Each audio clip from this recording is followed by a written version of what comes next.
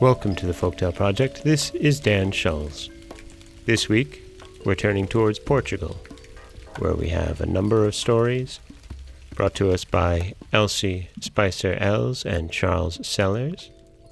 This first story is about a boy who thinks he's just so smart and finds out that, like my teachers always told me, no matter how smart you are, there's always someone smarter. This is Peter of the Pigs. Long ago, there lived a man who employed a boy to take care of his pigs. The lad's name was Peter, and he was commonly called by everyone in the countryside Peter of the Pigs. One day, a man came up to him and said, "Sell me these 7 pigs." "I can't sell but 6 of them," said Peter. "I must keep one, but you may buy the other 6 if you will cut off their tails and ears and leave them for me." The man promised to do this, and the boy pocketed the money. The 6 pigs looked sad enough without their tails and ears as they were driven away by their new master. Peter led his one remaining pig down to the sand pit. He buried it halfway in the sand. He buried the tails and ears of the other 6 pigs too, so that part of them stuck out.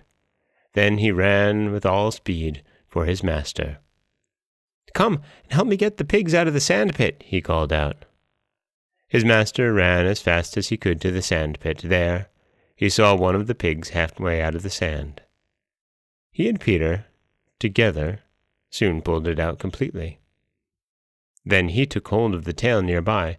To his horror, it appeared to break off in his hand. "Run to the house and ask my wife to give you 2 shovels," cried the owner of the pigs. "With the shovels, we can dig out the rest of the pigs." The boy ran to the house. He knew that his master kept his money in 2 big bags.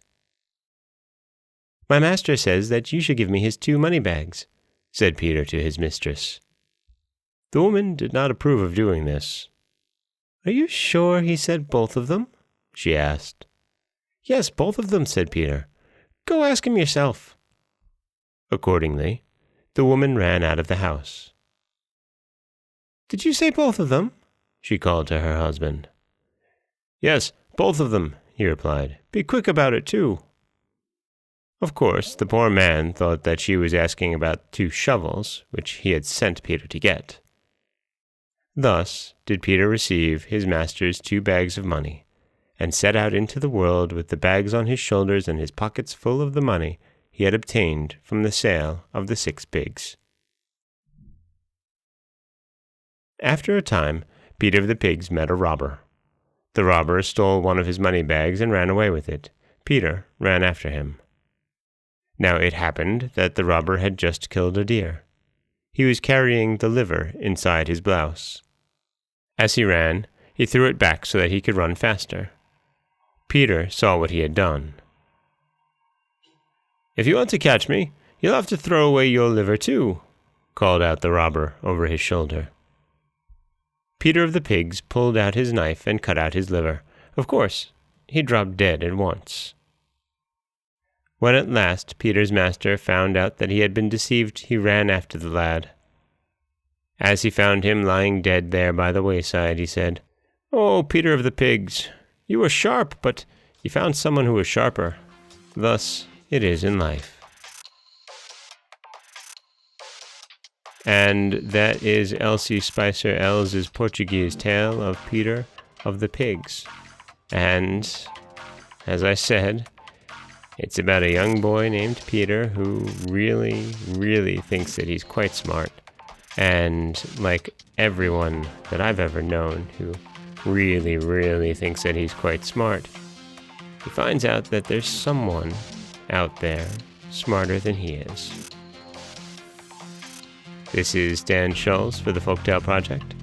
Don't forget that you can subscribe to the podcast on Apple Podcasts, Stitcher, Google Play, Overcast, anywhere that you like to get your podcasts. You can also follow us on Twitter at Folktale Project. You can find us on Auto Radio, TuneIn Radio, iHeartRadio, Spotify. really anywhere that you like to listen to things. And you can always head over to folktaleproject.com, where you'll find a new story waiting for you every Monday, Wednesday, and Friday.